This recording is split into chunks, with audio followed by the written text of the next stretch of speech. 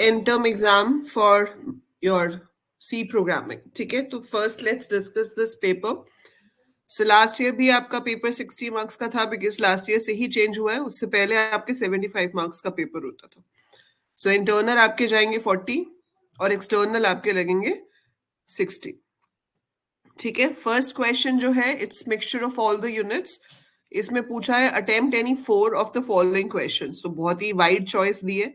आपके पास around 8 questions हैं जिसमें से सिर्फ 4 आपको चूज करने.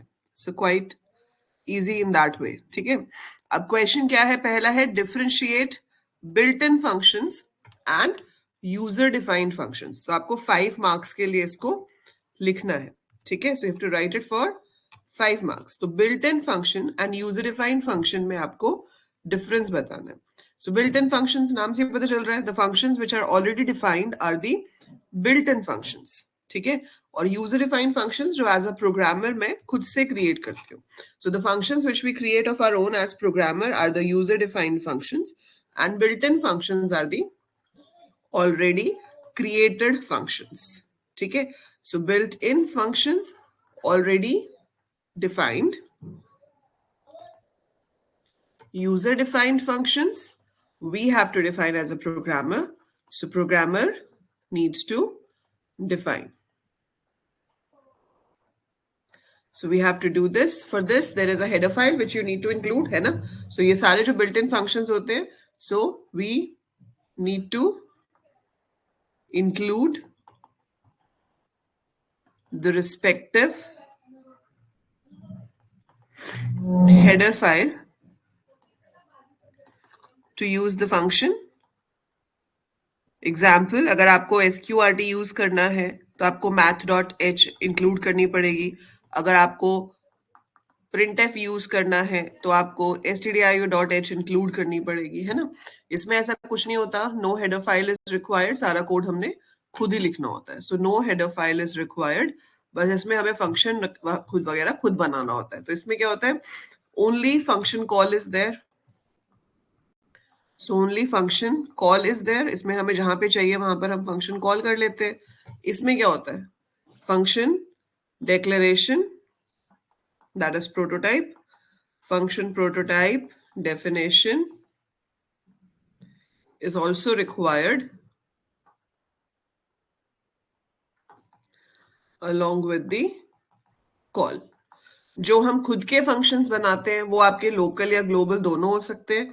जो बिल्ट इन फंक्शंस हैं वो तो ग्लोबल ही होते हैं, मतलब वो पूरे प्रोग्राम में आप कहीं पे भी कॉल कर सकते हो.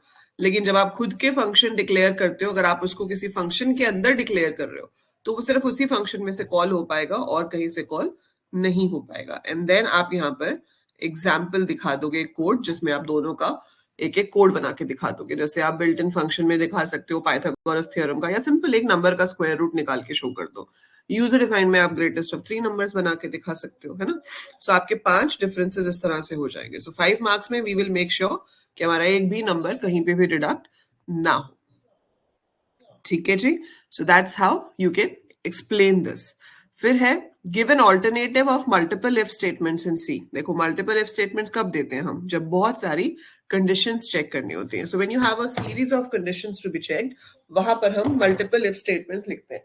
सबसे कॉमन एग्जांपल इसका आपका हो सकता है ग्रेड ऑफ अ स्टूडेंट, कि आपको परसेंटेज मार्क्स पता है और आपको बताना है कि स्टूडेंट को ग्रेड क्या मिलेगा, है ना? उसमें बहुत सारी इफ लगती हैं कि भाई अगर आपका जो मार्क्स हैं वो 90 से ज्यादा है तो मुझे प्रिंट कराना है कि ग्रेड होना चाहिए A+. फिर मैंने चेक किया कि जो मार्क्स हैं वो greater than equal to 80 and marks less than 90 है, मतलब 80 से 90 के बीच में है, तो ग्रेड होना चाहिए A. ऐसे ही आप चेक कर सकते हो कि अगर आपके मार्क्स 60 से ज्यादा हैं एंड लेस देन 80 है तो हमें ग्रेड चाहिए B. फिर उसके बाद आपके जो मार्क्स हैं वो ग्रेटर देन इक्वल टू 50 है एंड मार्क्स लेस देन 60 है, then it should be C. और अगर मार्क्स लेस देन 50 है, so it should be D, something like that. ठीक है, कुछ इस तरह से हो सकता है। अब ये तो है मल्टीपल इफ स्टेटमेंट्स, इसको बोला है कि आप कैसे रिप्लेस करोगे। तो जब हम वहां पे स्पेसिफिकली लिखेंगे, बट अगर आपके पास मल्टीपल इफ स्टेटमेंट्स हैं जहां पर कंडीशंस एक दूसरे के इंडिपेंडेंट है, एक कंडीशन दूसरे पे डिपेंड ही नहीं करती, फिर तो हम रिप्लेस कर सकते हैं स्विच से, अगर इक्वालिटी की कंडीशंस है। ठीक है, तो वी कैन चूज इक्वालिटी, अगर है तो स्विच भी यूज कर सकते हैं। पर अगर दूसरी कंडीशंस है तो सबसे बेस्ट ऑल्टरनेटिव होता है else if. So if marks greater than equal to 90 you can print A plus. Else if यहां पर आपको लेस देन 90 चेक नहीं करना पड़ेगा, आप सिर्फ ये चेक करोगे। सो ये वो सिचुएशन है जहां पर मुझे ये पता है कि अगर पहली कंडीशन ट्रू हो गई तो वो सेकेंड को कभी चेक ही नहीं करेगा। So if first one is true it will not check the second one. If first is false, so it is going to check the second one. If second is false, it is going to check the third one and so on. ठीक है, तो ये इस तरह से हमारा चलता जाता है। सो वो एक आपके पास यहाँ पर चीज हो जाती है। Else we can print D। दूसरा एग्जाम्पल आप दे सकते हो कि अगर आपके मल्टीपल इफ स्टेटमेंट्स ऐसे हैं, like if A is equal to 1 so print this, if A is equal to 2 तो प्रिंट दिस, है ना। तो वहां पर आप स्विच लगा सकते हो। तो अगर आपके सारे इफ कंडीशंस में इक्वालिटी की ही कंडीशंस हैं, so those conditions can be replaced with the help of a switch statement. और स्विच सिर्फ इक्वालिटी चेक करता है, उसके अलावा greater than less than check नहीं करता। तो वहां पर आपका स्विच नहीं लग सकता जहां पर ग्रेटर देन लेस देन की कंडीशंस होंगी। ठीक है, very good Neha, fine. Next question है what does conversion specification percentage 6s means, explain with example. अब देखो, percentage S is a format specifier, fine. इसका 5 नंबर का लिखने के लिए इतना कुछ आपके पास है नहीं, तो अगर मेरे पास चॉइस होती तो मैं इसका आंसर नहीं लिखती। ठीक है, बट अगर लिखना पड़े कि हाँ मेरे पास चॉइस ही नहीं है, मुझे यही लिखना है, तो what does conversion specification percentage 6s means. Percentage S means we are printing a string and percentage 6s says that you have to print a string in 6 spaces. तो स्क्रीन पे आपकी स्ट्रिंग को प्रिंट करने के लिए 6 spaces जो है वो अलॉट हुए हैं। तो अगर मेरे पास यहाँ पर एक स्ट्रिंग है char str10 is equal to hello, ठीक है, और आपने इसको प्रिंट किया है, तो क्या होगा, बाय डिफॉल्ट लेफ्ट साइड पे एक स्पेस छूटेगा और ये हेलो को प्रिंट कर देगा। तो टोटल जगह लेगा 6 की। सो जितने भी कैरेक्टर्स कम होते हैं, जैसे हेलो में 5 है तो 6 से एक कम है, तो एक स्पेस आ जाएगा और फिर हेलो आ जाएगा। अगर बाय होता तो 3 स्पेस आ जाते और फिर बाय आ जाता। माइनस अगर हम लिखते हैं तो वो लेफ्ट अलाइन होता है, by default they are right align. So ये आपका फॉर्मेट स्पेसिफायर हो गया। ठीक है, अगर अब 6 से ज्यादा कैरेक्टर हुए तो क्या, अगर 6 से ज्यादा कैरेक्टर हुए तो वो वहां पर क्या करेगा, क्रॉसेस दिखा देगा। ठीक है, so depends compiler to compiler. कुछ में ऐसा होता है कि पीछे का टेक्स्ट आता ही नहीं है, जैसे अगर आपके पास है प्रोग्रामिंग, सो प्रोग्रामिंग में सिर्फ पहले 6 लेटर्स आएंगे और उसके पीछे का टेक्स्ट डिस्प्ले होगा ही नहीं। तो इसी को आपको लिखकर एक्सप्लेन करना है, दैट इज द स्पेसिफायर। फिर आपसे पूछा है write a C program to find the area of a triangle using macros. ठीक है, सो अब एरिया ऑफ अ ट्रायंगल बोला है, ये नहीं बोला कौन सा ट्रायंगल है। तो अब आपको क्या करना है, एरिया ऑफ अ ट्रायंगल निकालना है यूजिंग मैक्रोस। तो मैक्रोस कैसे डिफाइन होते हैं, which keyword is used to define a macro, कौन सा कीवर्ड यूज करते हो मैक्रो डिफाइन करने के लिए।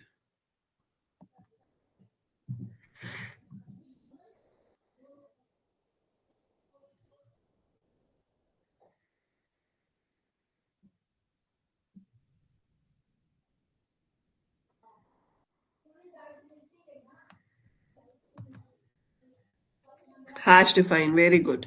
सो आप यहाँ पर मैक्रो डिफाइन कर सकते हो। आपको पूरा कोड लिख के दिखाना है, सो पूरा कोड है तो ऑब्वियसली आपको ऐसे प्रोग्राम ही लिखना पड़ेगा, stdio.h। ठीक है, अब हमारे पास एक ये भी फॉर्मूला होता है ना, half into base into altitude, that's also formula for area of a triangle. तो हम इसको यूज कर सकते हैं। मान लो राइट एंगल ट्रायंगल है, तो मैंने यहाँ पर क्या किया, हैश डिफाइन एरिया, और यहाँ पर आपने बी और एच ले लिया और यहाँ पर आपने फॉर्मूला लिख दिया बी इंटू एच। ठीक है, और अगर कोनियो चाहिए तो आप कोनियो को भी इंक्लूड कर सकते हो। फिर आपने यहाँ पर अपना मेन बनाया, फ्लोट में ले लिया base, altitude, area. Clear screen लगाना है तो लगाओ, नहीं लगाना है इसके कोई मार्क्स वगैरह नहीं होते, नहीं भी लगाओगे तो कोई फर्क नहीं पड़ेगा। आप यहां पर उससे पूछ सकते हो एंटर बेस एंड ऑल्टीट्यूड या हाइट, जो भी आपको मैसेज शो करना है। फ्लोट है तो हम ऐसे इनपुट कर लेंगे और फिर लिख देंगे a is equal to area b comma h। तो हमारे पास वैल्यू आ जाएगी और फिर हम उसको प्रिंट कर देंगे। खत्म, दैट्स इट। सो ये आपका मैक्रो से हो गया। ठीक है, बहुत ही इजी क्वेश्चन था। सो वहां पे पेस्ट हो जाएगा। ठीक है, नेक्स्ट है लिस्ट एनी 4 अनकंडीशनल कंट्रोल। वैसे तो ये क्वेश्चन ही अजीब है। अनकंडीशनल कंट्रोल स्टेटमेंट्स इन सी। वैसे तो अनकंडीशनल हमारे पास सिर्फ एक होती है, वो है गो टू स्टेटमेंट। ठीक है, पर अब ये जबरदस्ती पूछ रहे हैं तो आप गो टू को लिख सकते हो। Go to is an unconditional statement. Break लगा सकते हो, कंटिन्यू लगा सकते हो, चाहे वो आते तो सारे इफ के अंदर ही, हम इन सबको इफ के अंदर ही लगाते हैं, बट स्टिल ये जो बाय नेचर है आप इनको कह सकते हो कि अनकंडीशनल कंट्रोल स्टेटमेंट्स हैं। गो टू जिससे हम किसी भी पर्टिकुलर लेबल पे जा सकते हैं। लेबल डिफाइन करने की स्टेटमेंट जो होती है that is also unconditional control statement. So defining a label, using go to, using break, using continue, ये आपकी क्या हो जाएंगी unconditional control statements. Control statements अगर पूछी जाती तो उसमें क्या आता है if, else, else if, switch, for, while, do while, वो कंट्रोल स्टेटमेंट्स हैं। अनकंडीशनल कंट्रोल स्टेटमेंट है जिसमें कंडीशन ना हो। तो जिसमें कंडीशन ना हो मतलब कंपल्शन नहीं है, आप इनको लिख भी दोगे तो ऐसा नहीं है कि एरर आ जाएगा कि बिना कंडीशन के लिख दिया आपने, इसको लिख सकते हो बिना कंडीशन के। तो इसलिए giving a label, using go to statement, using break, using continue, ये आपकी अनकंडीशनल कंट्रोल स्टेटमेंट्स हो जाएंगी। Again not a nice option to answer. हाँ, कोई ऑप्शन नहीं है तो आप इसको आंसर करोगे, करना ही पड़ेगा फिर तो, अगर चॉइस नहीं है तो। देन है what is a null character, what is the use in a string. तो इसमें आपको अपना पूरा एक्सप्लेन करना है कि नल कैरेक्टर का मतलब होता है nothing. Null is a special character, ठीक है, which does not mean zero, which does not mean space. So it is not equal to zero, it is not equal to space. So ये कुछ भी नहीं है, मतलब this is nothing, no character from the character chart which includes capital alphabet, small alphabets, space, ठीक है, special symbols, digits, इनमें से कुछ भी नहीं है। So it is no character. And how it is important in string, क्योंकि जब भी हम एक स्ट्रिंग लेते हैं, चाहे हम उसको इनपुट करवाएं, चाहे हम उसको स्टोर करवाएं, मतलब ऐसे इनिशियलाइज करें, चाहे स्कैनफ से इनपुट करें, चाहे गेटएस से इनपुट करें, तो आपकी जो स्ट्रिंग है वो स्टोर कैसे होती है। First letter goes at position 0, second letter goes at position 1, then this, then this, and then this. ठीक है, so program, so we have it like this. So this is used to terminate the string, क्योंकि हमें क्या पता कि user कहां पर data खत्म कर रहा है। उसके बाद पता कैसे चलेगा कि 50 कैरेक्टर की जो आपने स्ट्रिंग ली हुई है उसमें से वैलिड डेटा कितना है। ठीक है, क्योंकि आप किसी से उसका नाम पूछते हो तो पहले ये थोड़ी पूछोगे how many characters you have in your name. नाम पूछेंगे, यूजर नेम एंटर कर देगा, but we need to stop that thing, we need to keep a mark कि कहां तक उसमें वैलिड कैरेक्टर्स हैं। तो उसके लिए टर्मिनेटर में हमारा \0 यूज होता है, विच इज नल। फिर आप इसमें एक एग्जाम्पल बना के दिखा सकते हो to find length of a string. तो एक स्ट्रिंग इनपुट कराओ एंड लूप को चलाओ to find the number of characters in the string, so that would be enough for 5 marks. Distinguish between append mode and read mode, ये file handling का question है। तो आप अपना बताओगे कि फाइल हैंडलिंग में हम फाइल में रीड राइट ऑपरेशंस परफॉर्म करते हैं, फिर इन दोनों के बीच में डिफरेंस आ जाएगा कि रीड मोड में फाइल एग्जिस्टिंग होनी जरूरी है, अपेंड में एग्जिस्टिंग होनी जरूरी नहीं है। रीड मोड में फाइल क्रिएट नहीं होती, अगर एग्जिस्ट ना हो, अपेंड में क्रिएट हो जाती है। रीड में से we can only read, append में वी कैन राइट। ठीक है, then you have to give an example for both, एक छोटा सा कोड लिख कर दिखा दोगे। What is the difference between hash include abc.c and hash include abc.c? क्या फर्क है दोनों में? 2 लाइन का डिफरेंस है पर 5 नंबर में दिया हुआ है, आप क्या कर सकते हैं। बट एंगुलर ब्रैकेट और डबल कोट्स में लिखने से क्या फर्क पड़ता है? देखो, जब आप काम कर रहे होते हो, आप मान लो टर्बो C3 में काम कर रहे हो, तो आपके पास टर्बो C3 के अंदर एक फोल्डर होता है इंक्लूड, आपने कभी देखा होगा तो, ठीक है, एक होता है बिन, ऐसे अलग अलग फोल्डर्स होते हैं। सो नॉर्मली हमारी जो हेडर फाइल्स होती है ना, वो सब इसमें पड़ी होती हैं इंक्लूड फोल्डर के अंदर। सो ये क्या है आपकी बेस डायरेक्टरी, क्या है बेस डायरेक्टरी और बेस फोल्डर। तो जब हम एंगुलर ब्रैकेट्स में किसी फाइल का नाम देते हैं, ठीक है, तो वो क्या करता है, it looks for the header file, it मतलब कंपाइलर, सो कंपाइलर सर्चेस और looks for the header file in the base folder only. So searches or looks for the header file in the base folder only.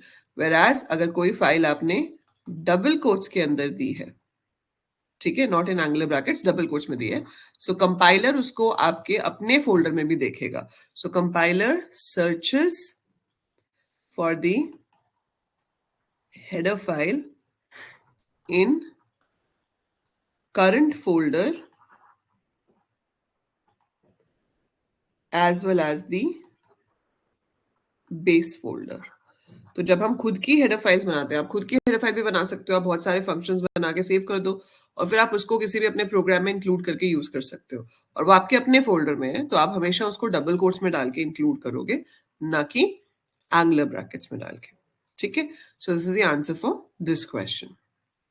सो ये तो हो गए जिसमें सारे combined थे आपके क्वेश्चंस. अब जनरली यूनिट वाइज आता है, ठीक है.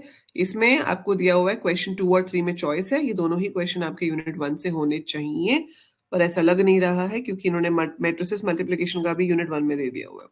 सो एनी हाउ यहाँ पर है give differences between while and do while statement. घिसा पिटा आंसर है लेकिन बहुत ही इंपॉर्टेंट है, हर साल किसी न किसी फॉर्म में आता है, तो आपको बेसिकली यहाँ entry control and exit control loop का डिफरेंस बताना है. तो वाइल क्या है आपका entry control loop, do while है आपका exit control loop, and we have done this difference so many times. तो आप दोनों का सिंटेक्स लिख के दिखाओगे, ठीक है. You have to write the syntax. Very good Taran, hash आएगा सामने बस, ठीक है. तो इसमें आपको दोनों का सिंटेक्स लिख के दिखाना है, दोनों की वर्किंग दिखानी है, और फिर वही है कि while will execute only if the condition is true for the first time, लेकिन जो डू वाइल है वो तो एग्जीक्यूट होगा ही होगा चाहे आपकी कंडीशन फॉल्स हो फॉर द फर्स्ट टाइम. तो उसमें तो स्टेटमेंट्स ने एक बार एग्जीक्यूट होना ही है, तो उसमें वो शुरू ऐसे होता है, डू स्टेटमेंट्स एग्जीक्यूट हो जाएंगी पहले और उसके बाद वो जाकर कंडीशन को चेक करेगा, ठीक है. डिफरेंस लिखने में तो हम ये लिख देते हैं it is executed at least once, इसमें ऐसा कोई भी रिस्ट्रिक्शन नहीं है. Then give an example. कोई प्रॉब्लम तो नहीं है ना इसको लिखने में, मैंने लिखवाया भी हुआ है आपको ये. अगर कोई भी क्वेश्चन आपको ऐसा लगता है कि मैम ये समझ में नहीं आ रहा कि इसका एग्जैक्टली आंसर कैसे लिखेंगे, तो डू लेट मी नो, ठीक है. Write a C program to multiply m into n matrices and store the result in a third matrix. तो आपको यहाँ पर हमने अभी बनाया था ये प्रोग्राम कुछ दिन पहले when we were practicing. तो आपको m1 n1 इनपुट करना है, m2 n2 इनपुट करना है, यू हैव टू सी कि ये चीज सेम होनी चाहिए. अगर ये सेम है तो मैट्रिक्स मल्टीप्लिकेशन पॉसिबल है, अदरवाइज नहीं पॉसिबल है तो मैट्रिसेस इनपुट कराओ. मल्टीप्लाई करने के लिए 3 लूप लगते हैं, ठीक है, वो आप लगा के कोड लिख दो कि वो प्रोग्राम आपका सेम है जैसे हमने डिस्कस किया था. 5 मार्क्स के लिए बहुत लेंदी प्रोग्राम है ये, बट चलो आया है तो you have to do it this way. दूसरे वाले में आपको दोनों ही प्रोग्राम दे दिए. देखो राइट अ सी प्रोग्राम, तो जो बच्चे प्रोग्राम से डरते हैं बेटा, you have to be prepared for both. So आपका पेपर ऐसा कोई वेटेज नहीं होती. कई बार बच्चे ये पूछते हैं कि मैम कितने मार्क्स के प्रोग्राम्स आते हैं, तो ऐसा कुछ नहीं होता कि कितने मार्क्स की थ्योरी आती है कितने मार्क्स के प्रोग्राम्स आते हैं. It could be any combination, ठीक है. सो यहाँ पर है write a C program to test whether a given string is palindrome string. Explain the working of the program. Again, we have done this question so many times. आपको check करना है कि एक string palindrome है या नहीं, and you have to explain the working also. Write a program in C to count the number of lines, words, characters in a given text. ठीक है, इसमें आपको स्कैन करना है. ये सेम क्वेश्चन आपको फाइल के ऊपर भी आ सकता है कि एक फाइल में से कंटेंट रीड करो और बताओ उसमें लाइंस, वर्ड्स और कैरेक्टर्स कितने हैं, ठीक है. पर चलो यहाँ पर मैं आपको बता देती हूँ, ये दोनों ही प्रोग्राम स्ट्रिंग्स के ऊपर बेस्ड है. तो अगर आपको पैलिंड्रोम चेक करना है, I am not writing the hash include part, that you can write of your own. अगर आप स्ट्रिंग को पैलिंड्रोम चेक कर रहे हो तो देखो उसका लॉजिक बेसिकली क्या है हमारे पास, कि अगर मेरे पास ये स्ट्रिंग है, मैं इसकी लेंथ निकाल लेती हूँ, ठीक है, लेंथ आई 5. अब मेरे को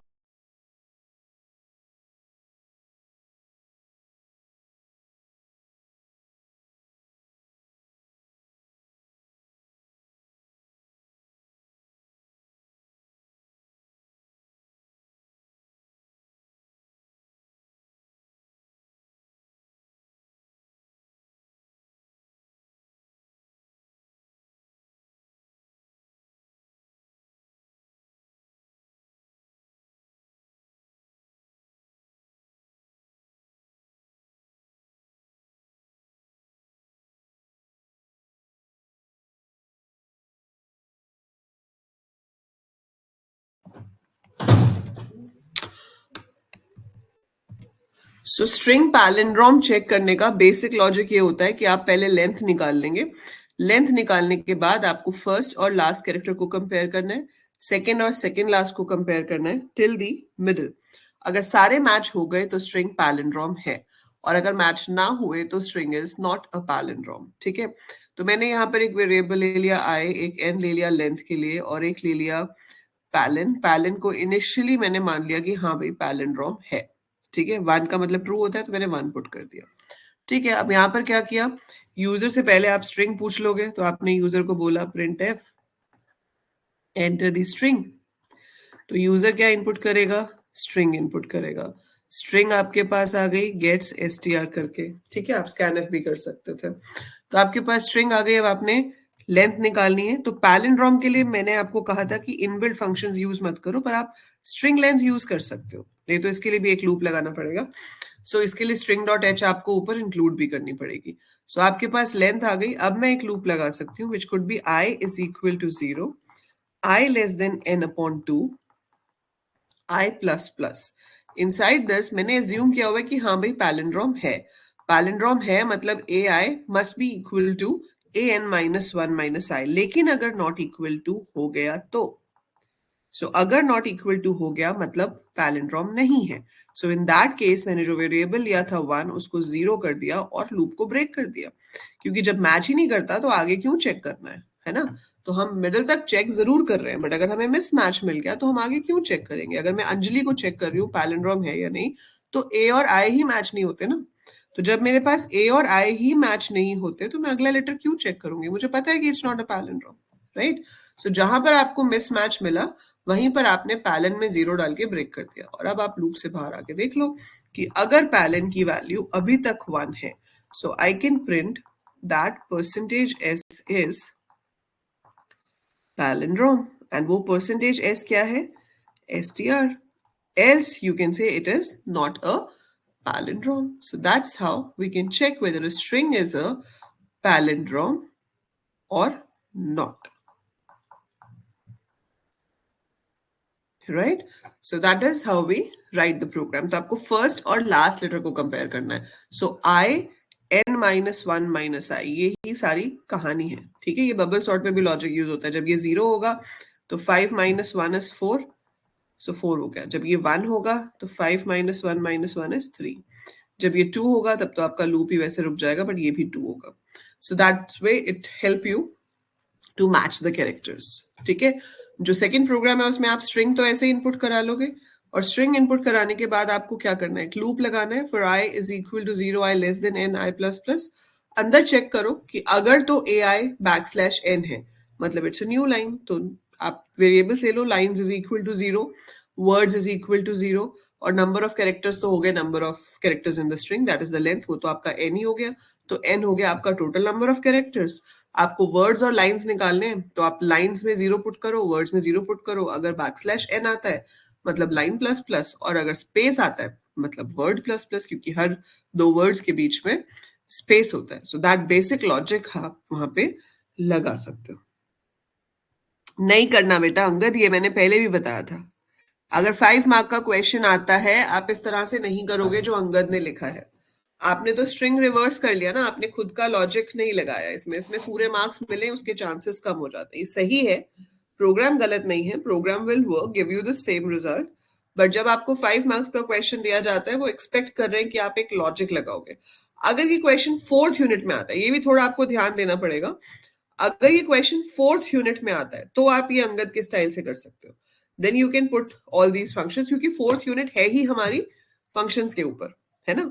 4th यूनिट में है ही यही कि आप फंक्शंस कैसे यूज करोगे। तो वहां पर अगर ये क्वेश्चन आता है तो आप कर सकते हो, बट अगर ये आपको यूनिट 2 या यूनिट 1 में आ रहा है तो आप इसको फंक्शंस यूज करके नहीं करोगे। ठीक है, इस पेपर में यूनिट वाइज है ही नहीं, इन्होंने कुछ भी दे रखा है।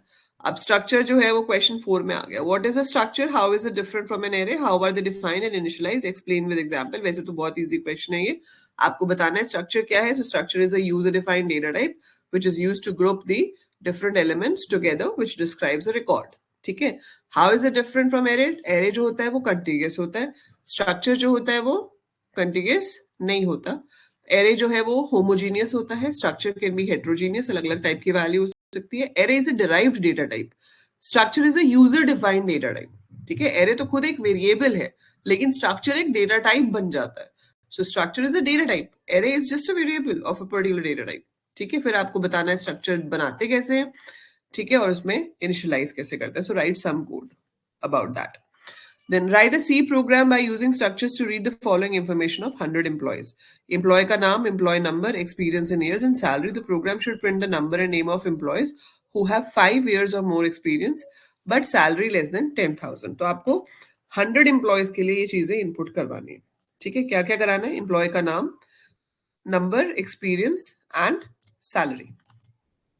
तो आपने ऊपर हैश इंक्लूड वगैरह जो करना है वो कर सकते हो, और उसके बाद आप क्या बना दोगे? अपना स्ट्रक्चर, स्ट्रक्ट एम्प्लॉय, इसके अंदर क्या चाहिए आपको? इंट एम्प आईडी कैर नेम।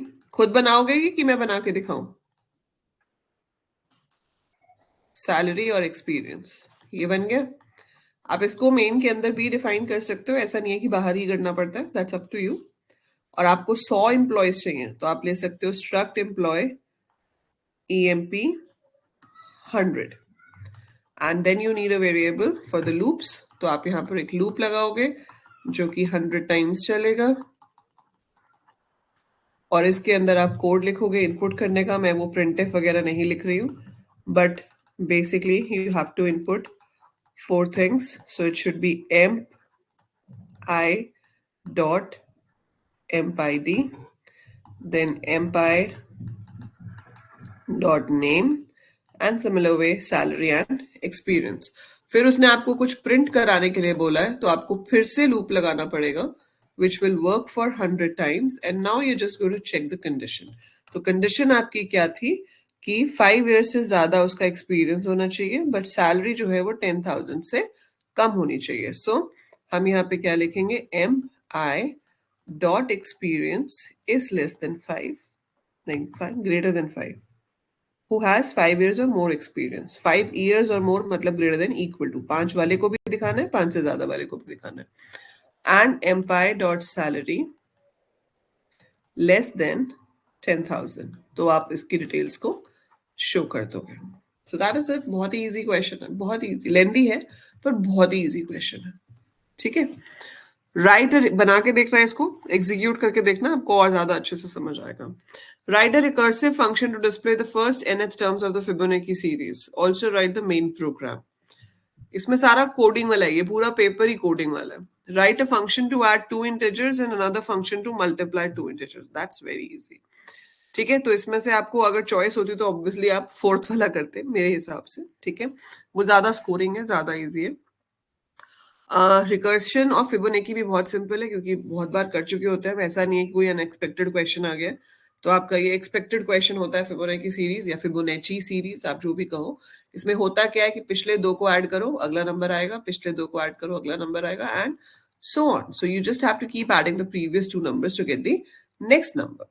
तो फिबोनाची सीरीज आप प्रिंट करा रहे हो, आपने यहाँ पे ले लिया वॉइड फिबोनाची, और पास क्या कराना है हमने इसके अंदर? nth terms. Display the first nth terms of the Fibonacci series. ठीक है, तो हम यहाँ पर रिसीव कर रहे हैं 2 नंबर्स और एक n. सो मैं यहाँ पे चेक कर लेती हूँ कि n अगर 0 हो गया है तो यहीं से रिटर्न कर जाओ. ठीक है, लेकिन अगर n 0 नहीं हुआ है तो आप int c लो, जो कि a plus b होगा, उसको आप प्रिंट करवा दो. हम टैब देके प्रिंट कर रहे हैं ताकि नंबर सेम लाइन पे प्रिंट हो. और मैं फिर से फिबोनाची को कॉल कर लेती हूँ. मैंने फिर से फिबोनाची को कॉल किया, लेकिन कैसे पास किया? b, c, n-1 and then close it. Then you define your main function. So main के अंदर आपने फिबोनाची के लिए कोई भी 2 नंबर्स इनिशियली ले लिए. n1 0 है, n2 आपका 1 है, and total number of elements कितने हैं हम यूजर से पूछ लेते हैं. तो अब इसके आगे हम यहाँ कंटिन्यू कर रहे हैं. हमने उसको पूछा how many terms in Fibonacci series. वो नंबर ऑफ टर्म्स आपने नम में ले ली. ठीक है, अब आपको पहले 2 टर्म्स तो यहीं पे प्रिंट कराने हैं. आप अच्छा प्रोग्राम और अच्छे से बनाना चाहते हो तो आप ये भी कर सकते हो कि आप यहाँ पर पहले देख लो कि नम जो है वो 2 से कम तो नहीं है। अगर 2 से कम है तो फिर यही प्रिंट होंगे, फिर तो आगे चलना ही नहीं चाहिए। बट अगर ऐसा नहीं है तो हम कॉल करते हैं, हमने n1 n2 और num -2 को यहाँ से भेज दिया, दैट्स इट। तो ये कैसे काम करेगा? फर्स्ट ऑफ ऑल मेन से एग्जीक्यूशन शुरू हुई, उसने 0 और 1 को प्रिंट कर दिया, मतलब n1 और n2 को प्रिंट कर दिया। फिर यहाँ कॉल में आए, मान लो ये n जो है ये इनपुट हुआ है 10, सो 10 इनपुट हुआ है। अब यहाँ से हमने कितना भेजा 8, तो आपके पास पहली बार यहाँ 0 आएगा, यहाँ 1 आएगा, यहाँ 8 आएगा। n 0 नहीं है, ठीक है, 0 + 1 होगा c में, फिर से 1 प्रिंट हो जाएगा। अब वो फिर से कॉल कर रहा है। अब जब वो कॉल कर रहा है तो वो b और c भेज रहा है, मतलब इस बार यहाँ 1 आएगा, यहाँ 1 आएगा और यहाँ 7 आएगा। फिर वो 1 और 1 ऐड होंगे, 2 प्रिंट हो जाएगा। अगली बार यहाँ 1 आएगा, यहाँ 2 आएगा, यहाँ 6 आएगा, फिर 3 प्रिंट हो जाएगा। तो फिर आपके पास यहाँ 2 आएगा, यहाँ 3 आएगा, यहाँ 5 आएगा, फिर आपका 5 प्रिंट हो जाएगा, एंड सो ऑन, जब तक ये n 0 नहीं हो जाता। सो जब तक n 0 नहीं हो जाता, it will keep printing the values, और वो प्रिंट करते करते करते करते आपके पास क्या आ जाएगा, सारा का सारा Fibonacci series up till nth term. तो nth टर्म तक हमारी पूरी फिबोनाची सीरीज जो है वो प्रिंट हो जाएगी। ठीक है, क्लियर है ये सबको?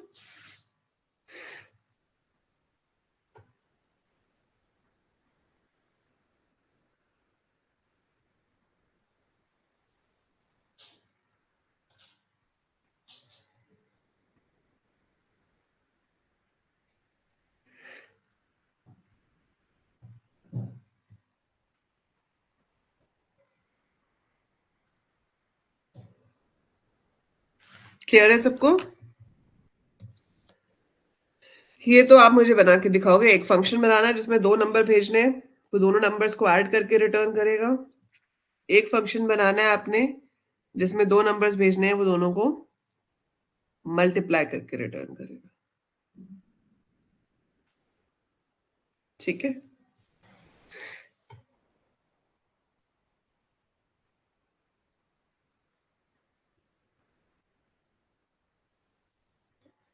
उसके बाद आपके पास है explain with examples the various file handling functions available in C.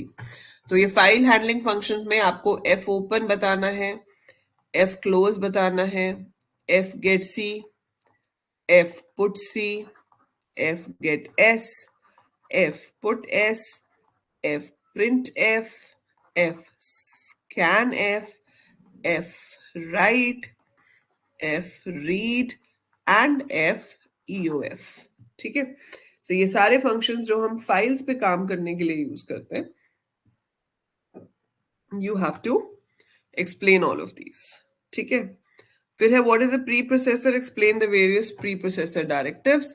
So preprocessor, ये हमने अपनी रिवीजन की पहली क्लास में डिस्कस किया था बहुत डिटेल में। तो प्री प्रोसेसर डायरेक्टिव्स क्या होते हैं? जो कंपाइलर प्रोग्राम की प्रोसेसिंग से पहले एग्जीक्यूट करता है, जिसमें सबसे ज्यादा कॉमनली यूज जो होने वाला है वो है हैश डिफाइन। इसके थ्रू आप दोनों चीजें बताओगे, कांस्टेंट कैसे बनता है एज वेल एज मैक्रो कैसे बनता है। ठीक है, इसके अलावा आप hash if, hash else if, hash undefine, वो सब भी बता सकते हो। ठीक है, list any 10 file processing functions in C along with examples. तो भाई वही सेम क्वेश्चन पूछ लिया, ये भी वही था, explain with example the various file handling functions. मतलब ऊपर वाला करो या ये वाला करो, फाइल प्रोसेसिंग फंक्शंस तो आपको बताने ही पड़ेंगे। Then a student master file consists of registration number, name and marks and 5 subjects. Write a C program which will read the file and print a list of students who have failed in one or more subjects. Assume 40% is the passing marks. ठीक है, आप student master file बोला है, इसमें आपके पास registration number है, name है, मार्क्स है 5 सब्जेक्ट्स में। ठीक है, write a C program which will read the file and print a list of students who have failed in one or more subjects. ठीक है, अब देखो इसमें ये नहीं बताया हुआ कि वो जो डेटा है वो स्ट्रक्चर की फॉर्म में लिखा हुआ है या वो नॉर्मल इंटीजर और फ्लोट की फॉर्म में लिखा हुआ है। So that is not specified anywhere, so we don't know about that कि भाई वो किस फॉर्मेट में वहां पर गिवन है। हमें सिर्फ इतना पता है कि ये डेटा है, it could be in any format. अब ये जिस भी फॉर्मेट में है, आपको क्या करना है, उसको रीड करना है। तो हम ऑब्वियसली एज्यूमिंग करके करेंगे। अगर आप इसमें ये एज्यूम करते हो कि भाई वहां पर मान लो कि एक स्ट्रक्चर है स्टूडेंट, ठीक है, जिसके अंदर रजिस्ट्रेशन नंबर है, नेम है, मार्क्स हैं 5 सब्जेक्ट्स के। अब ये मार्क्स का हम एरे भी ले सकते हैं या M1 M2 M3 M4 M5 करके भी कर सकते हैं। सो एज्यूमिंग अगर ये स्ट्रक्चर है तो आपको सी प्रोग्राम में क्या करना पड़ेगा, आपको फाइल ओपन करनी पड़ेगी, fp is equal to fopen stomaster .dat and you have to open it in read mode, ठीक है। और फिर यहाँ पे लूप कौन सा लगेगा, ये वाला, while fread char star address of s comma size of s comma file pointer. और आपको याद होगा ये मैंने आपको कराया था कैसे हम स्टूडेंट को रीड करते हैं। अब इसमें आपको चेक करना पड़ेगा अपने मार्क्स, तो आप s डॉट मार्क्स, आप लूप भी लगा सकते हो, ज्यादा कंफ्यूजन नहीं करनी तो इसमें भी चेक कर सकते हो, who have failed in one or more subjects, so less than 40, और s dot marks 1 is less than 40, और सारा लगा के अगर ये कंडीशन मैच होती है तो हम प्रिंट कराएंगे, अदरवाइज हम प्रिंट नहीं कराएंगे, ठीक है।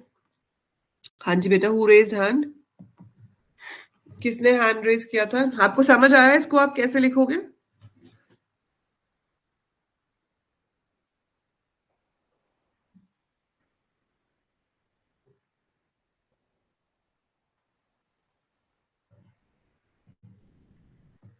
Is it clear to everyone?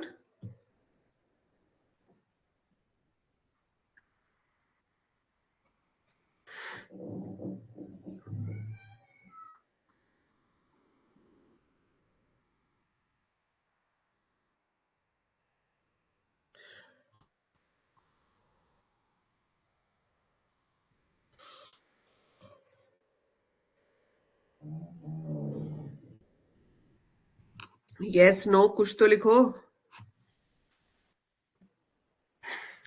8th है आपके पास, मतलब लास्ट क्वेश्चन जिसमें चॉइस है।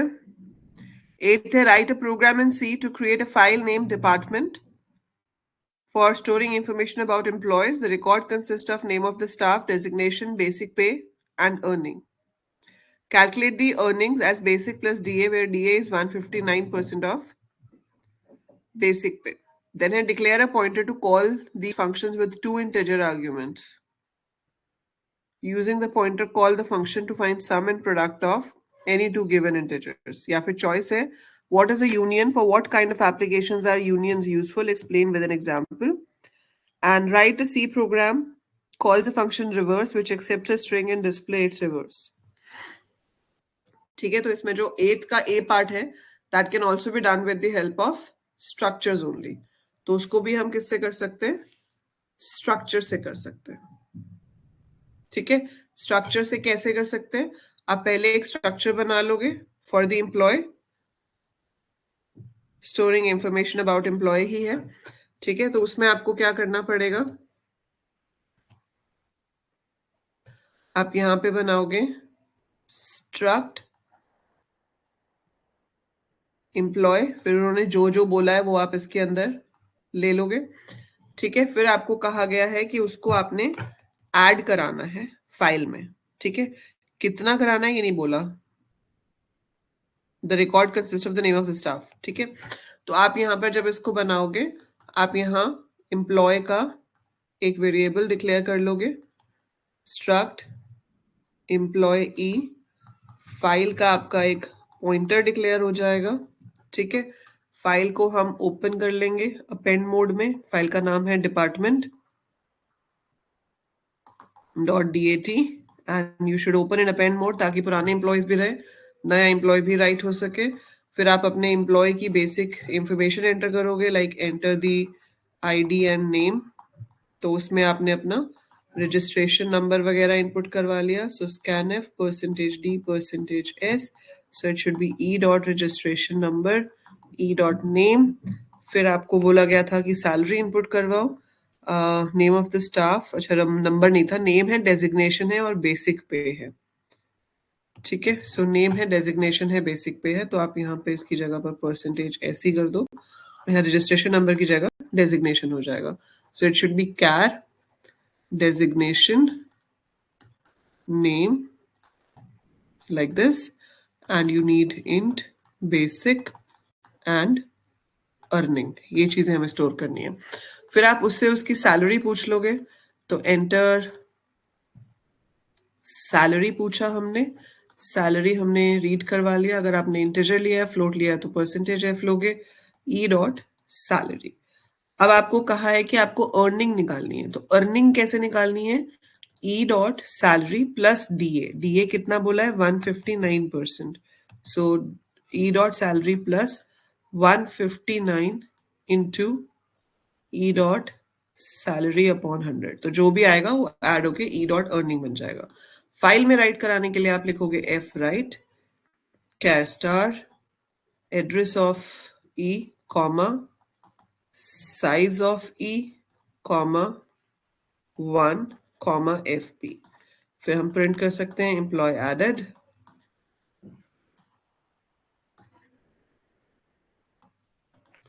And then I will close the file, get ch. That's it. सिर्फ write करने के लिए बोला था.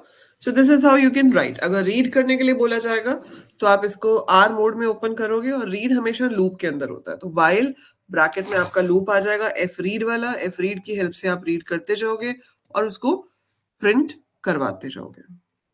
ठीक है. देन ये जो क्वेश्चन है this is pointer to a function. तो इसमें आपको क्या करना है? दो फंक्शंस पहले बनाने पड़ेंगे. जैसे कि इंट सम. इसमें आपने इंट ए इंट बी रिसीव कर लिया. यहां पर रिटर्न करवा दिया ए प्लस बी. ऐसे ही आपने इंट प्रोडक्ट बनाया है. एंड देन उसके अंदर भी नाम आप सेम लो डिफरेंट लो कोई फर्क नहीं पड़ता. उसके अंदर मैंने क्या करा दिया? Return A multiplied by B. अब वो कह रहा है कि आप एक मेन बनाओ. इस मेन के अंदर आपको क्या लेना है? Pointer to a function. ठीक है. So you have to take pointer to a function और उसकी हेल्प से ही आपको फंक्शन को कॉल करके दिखाना है.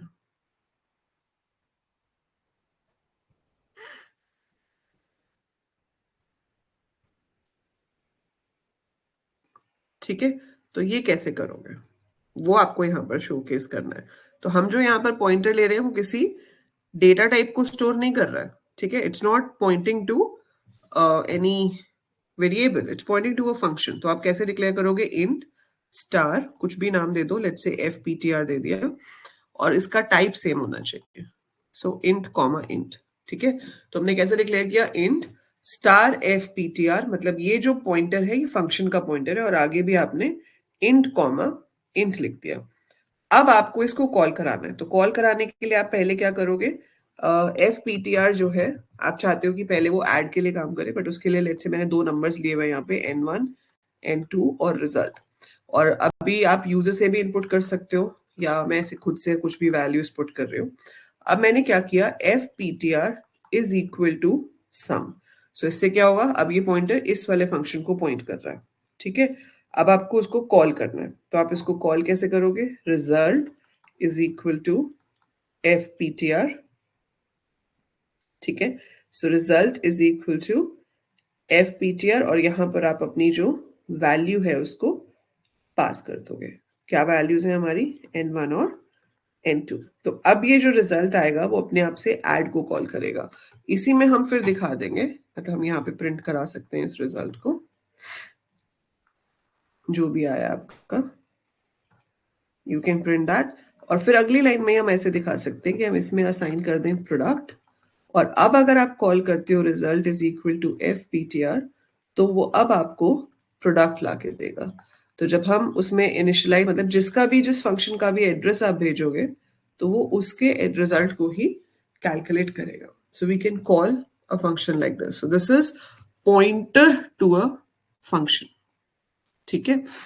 देन चॉइस में था आपके पास what is a union. So union is a user defined data type. And इसमें क्या होता है? जितनी भी वैल्यूज हम डिक्लेयर करते हैं उसमें से किसी एक को स्टोर कर पाते हैं. And memory is allocated as per the maximum requirement of an element. तो जितने भी एलिमेंट यूनियन के अंदर आपने दिए हैं उसमें सबसे ज्यादा मेमोरी जिसको चाहिए उतनी मेमोरी एलोकेट होती है. कहाँ पे कैसी तरह के एप्लीकेशंस में यूज करते हैं, जैसे कि आपने एम्प्लॉय लिया, अब एम्प्लॉय को इंसेंटिव मिलना है। अब कुछ एम्प्लॉयज को बोनस मिलता है, कुछ को ओवर टाइम मिलता है, सेल्समैन को कमीशन मिलता है। तो you want to store incentive about the employee, but every type of employee has a different type of incentive, लेकिन कोई एक ही तरह का इंसेंटिव होगा। तो वो चीज हम यूनियन की हेल्प से कर सकते हैं। ठीक है, सो वहां पे आप इसका एक्सप्लेन कर दोगे एग्जाम्पल के साथ, और फिर ये तो आप बी बना ही लोगे। आपको सिर्फ एक स्ट्रिंग को पास करना है फंक्शन में और उसको उल्टा प्रिंट कराना है। सो नंबर ऑफ कैरेक्टर्स निकाल लो। अगर आपके पास 8 लेटर्स हैं तो आप उल्टा प्रिंट कराना शुरू करो। सबसे पहले 7 पोजीशन वाले को, फिर 6, फिर 5, फिर 4, 3, 2, 1, 0। आपकी स्ट्रिंग का रिवर्स प्रिंट हो जाएगा। ठीक है, so that you can try it and send the answer to me in the group. Fine. So this was your last year paper. इसमें प्रोग्राम्स बहुत ज्यादा थे, पर यूजुअली ऐसा नहीं होता। It's a combination of both, पर यू नेवर नो। तो आप दोनों तरीके से प्रिपेयर रहोगे, थ्योरी के लिए भी, उसके लिए मैंने आपको नोट्स दिए हुए हैं, एंड प्रोग्राम आ जाए उसके लिए भी। कल हम एक क्लास करेंगे जिसमें हम सिर्फ प्रोग्राम्स ही करेंगे। सो जो भी पूछे गए हैं प्रोग्राम्स इन प्रीवियस ईयर्स जो ज्यादा वेटेज वाले हैं, तो एक बार हम वो सारे प्रोग्राम्स कल रिवाइज कर लेंगे। ठीक है, अभी तो पेपर्स के टाइम पे तो हो ही रहे हैं, बट एक अलग से भी वी कैन डू, एंड जिसमें आपके जो भी डाउट होगा वो भी आप प्रोग्राम से रिलेटेड पूछ सकते हो। I hope this is clear how you have to solve such a paper जो आपका 2020